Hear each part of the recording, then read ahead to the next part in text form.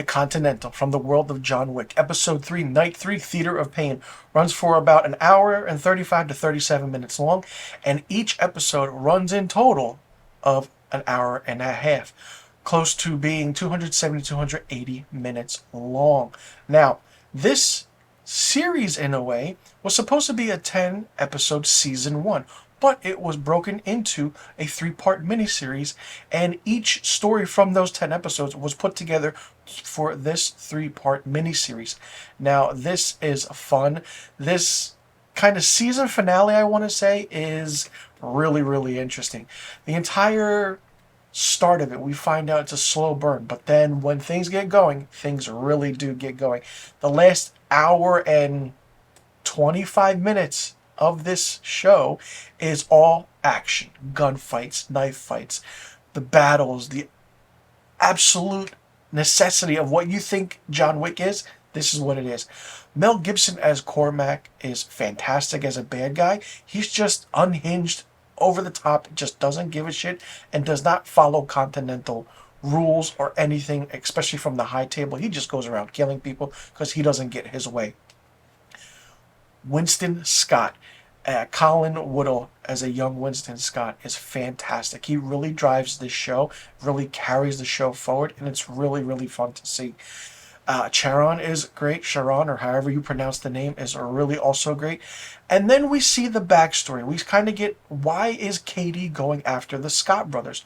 Well, we find that out in this as well.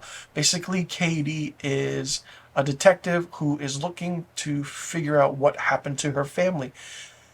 There's a backstory there between Winston, and I just didn't like her character arc at all. It just didn't feel put together. I didn't like Frankie's wife, Yen, of the Vietnamese girl, either. She's just too hostile, too out of it, and just didn't make sense at all. And there are some other aspects of the show that didn't really feel put together, and you can tell that as well. I feel like it could have been fleshed out more, but that's what you get when a 10 episode first season is put together into a 3-part mini series. Action is great. It's, kind of gritty, that 1970s look and feel to it. The soundtrack aspect is there too. And seeing how Winston Scott comes control of the Continental is really fun and really interesting. And it's like, wow, he really didn't give a shit. And he doesn't at all, which is really good. I'm curious to see if there's going to be a second season. And then with that second season, we get 10 episodes.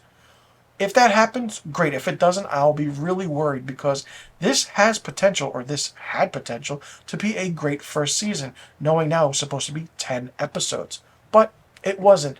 And I kind of did not like that at all. There were some aspects of the production and kind of behind closed doors where they didn't want Mel Gibson as Cormac, but they got it, and that's what happened. And I think he's the best thing for what this show is, based on how you want to play the bad guy role. How everything comes together is great. The fight scene between Yen and the woman twin, is really in your face and fun. It's just like, holy shit, what is happening?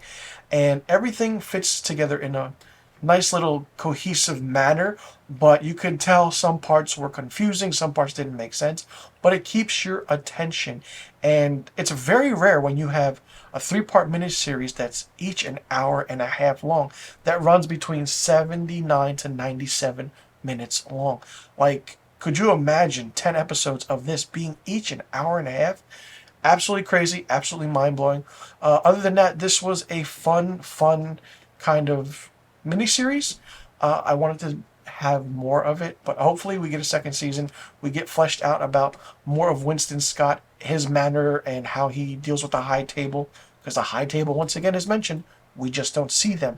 But it's going to be interesting to see. And the whole aspect of the 70s feel wasn't there. It looked like the 70s, but it's the present day 70s of what we think it should look like, but it's not really how it looks like.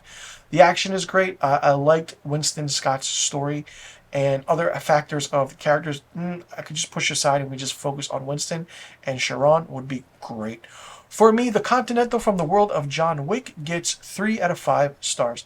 Let me know in the comment section below what you thought about the Continental from the world of John Wick. Did you like it? Did you not like it? What did you think of it? Do you think that this show could have benefited from being a 10 episode first season, or do you like that this was actually a 3-part miniseries, each episode being an hour and a half long? Did you want more of it? Do you think we'll get a second season?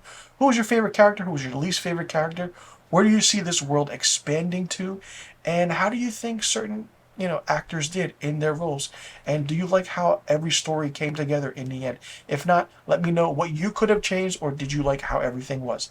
Let me know in the comment section below about all the questions I just asked, and be sure you click that subscribe button, hit that notification bell for new review videos on my channel. I will see you all in the next review video. I'm Mr. Filmstock, and thank you for tuning into my review of the Continental from the world of John Wick.